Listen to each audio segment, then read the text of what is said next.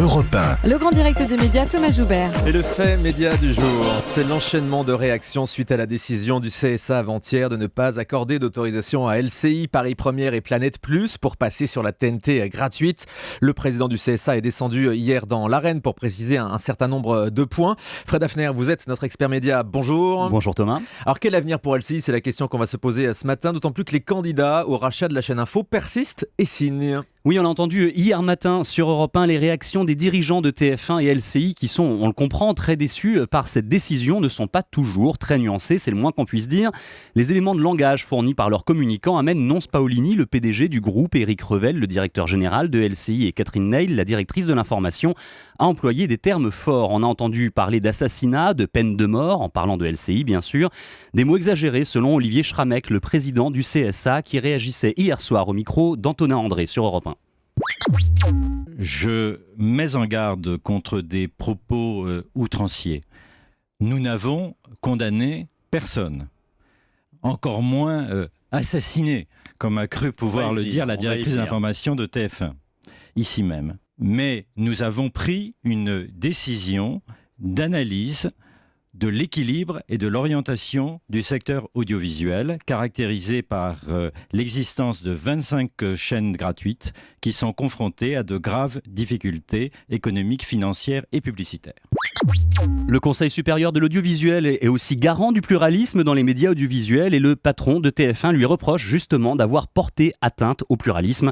Le président du CSA défend le contraire en se basant sur un rapport de l'autorité de la concurrence qui pointait les risques de promotion croisée entre TF1 et LCI du fait de la toute-puissance de la première.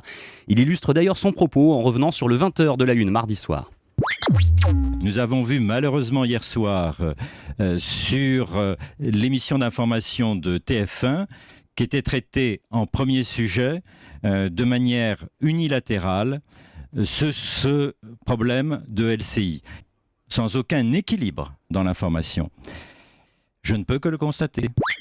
Et Olivier Schramek qui revient sur l'invitation de Nonce Paolini sur le plateau du 20h en ouverture qui a choqué pas mal d'observateurs. Olivier Schramek, donc président du CSA, qui a mis les points hier soir sur Europe 1. Il faut dire que la décision du CSA, Fred, a été critiquée de toutes parts et pas uniquement par les dirigeants des groupes concernés. Loin de là, Thomas, loin de là. On a assisté hier à un déferlement de critiques venant de toutes parts. Plusieurs personnalités politiques se sont jetées dans la mêlée. À l'UMP, certains élus parlent d'une décision politique et rappellent que le président du CSA, nommé par François Hollande, a été directeur de cabinet de Lionel Jospin à Matignon. Mais l'opposition n'est pas seule à s'opposer. Jean-Christophe Cambadélis, premier secrétaire du Parti Socialiste, reprend même l'expression de la directrice de l'info de TF1 en déclarant que LCI ne mérite pas la peine de mort. Les syndicats du groupe TF1, eux aussi, utilisent le même vocabulaire en parlant de condamnation et accusent le CSA de porter, je cite, la lourde responsabilité des conséquences sociales catastrophiques qu'il va déclencher pour les salariés de LCI. Enfin, je passe, Thomas, sur les très nombreux messages d'incompréhension publiés par les salariés de la chaîne, on les comprend, et ceux de soutien de toute la profession, qui sans juger du fond ne peut qu'être solidaire des 247 personnes dont l'emploi est menacé au-delà du 31 décembre. Des emplois menacés parce qu'on le rappelle, les dirigeants de TF1 ont confirmé leur intention de fermer la chaîne Info à la fin de l'année faute de financement suffisant. Alors justement, quel avenir pour LCI? Ça n'empêche pas les propriétaires du Monde de confirmer leur offre de rachat, ou en tout cas leur intérêt. Exactement, une offre qui avait choqué, souvenez-vous, LCI lorsqu'elle avait été faite quelques jours à peine avant que le CSA ne rende sa décision. Nonce Paolini a depuis rappelé à plusieurs reprises que la chaîne n'était pas à vendre. Une information qui n'arrête pas ceux que l'on surnomme le trio BNP, comme les initiales de leurs noms respectifs, Pierre Berger, Xavier Niel et Mathieu Pigasse.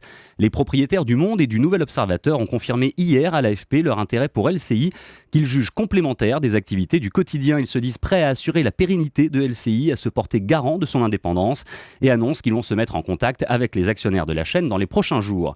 Cette initiative pourra-t-elle aboutir, et si oui, dans quelles conditions? Car au-delà de la position officielle, LCI n'est pas à vendre. Les difficultés rencontrées par son actionnaire actuel n'ont aucune raison de disparaître avec le prochain. Il faut à minima 40 millions d'euros chaque année pour faire vivre une chaîne d'infos. Les câbles opérateurs ne veulent plus mettre la main à la poche. Et la publicité ne rapporte pas assez puisque LCI ne parvient pas à réunir plus de 13 000 téléspectateurs en moyenne. Une audience insuffisante, largement insuffisante pour envisager un financement provenant exclusivement de la pub. Alors les propriétaires du Monde ont-ils une botte secrète? Nous le saurons sans doute bientôt.